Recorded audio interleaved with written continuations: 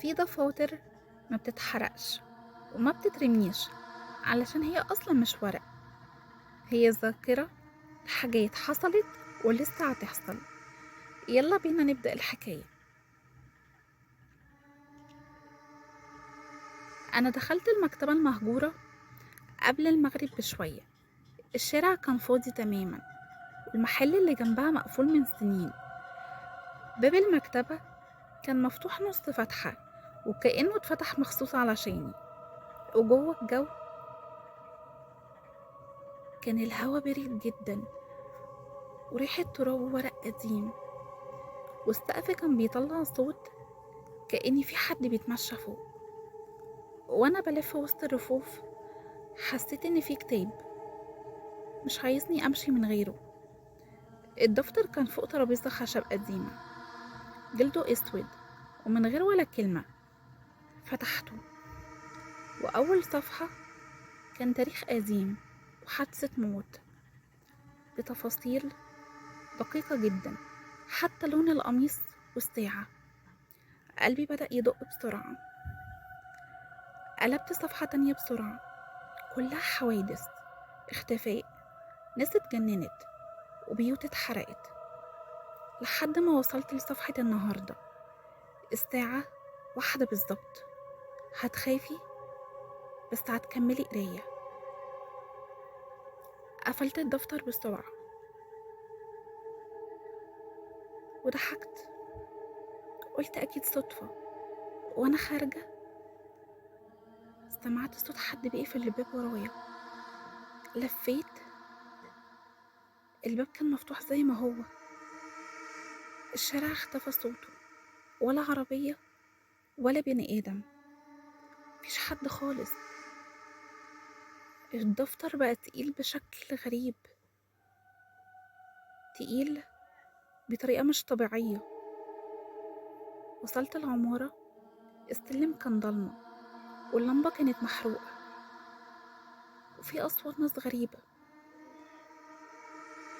أصوات كتيرة. وأول ما حطيت رجلي على أول درجة سمعت خبط من تحت، كأن حد بيخبط على قلب العمارة. طلعت خطوة والخبط قرب جدا. فتحت فلاش الموبايل والحيطان بقت مليانة أشكال غريبة جدا، ظلال طويلة بتتحرك لوحدها. وقفت في نص السلم، مش قادرة أطلع ولا حتى قادرة أنزل. جسمي اتجمد. افتكرت السطر اللي أنا قريته في الدفتر: هتقفي في نص السلم مش هتقدري ترجعي. لفيت ببطء، كان في شكل إنسان واقف عند المدخل، ملامحه مش باينة وعينه سودا من غير بياض. ما اتحركتش، بس حسيت إن في حد شايفني. جريت ودخلت الشقة وقفلت عليا الباب بسرعة. الخبط بدأ.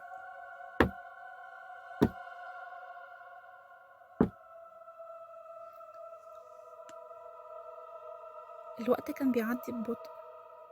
فتحت الدفتر تاني.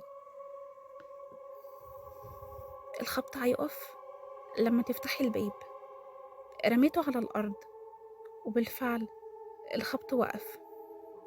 بس ساعتها سمعت صوت جر رجل، حاجة جوه الشقة، بس أنا مش عارفة هي مكانها فين.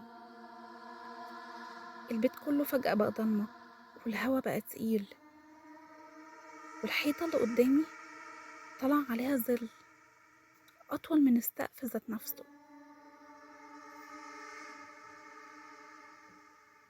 الدفتر اتفتح لوحده والقلم اللي كان جنبه اتحرك.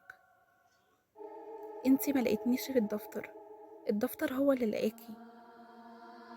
مش هتلاقيني تاني. الساعة بقت 3 الفجر. آخر صفحة اتكتبت: النهاية دايما بتبدأ لما تقريها. ومن يومها أي مكان بدخله الظلال فيه بتزيد والسلالم ما بتخلص. وأنا سمع صوت الكتابة حتى وأنا نايمة. لو لقيتي دفتر من غير اسم سيبيه بسرعة، لأن اللي مكتوب فيه مش دايما بيتقرا، أحيانا بيتعايش.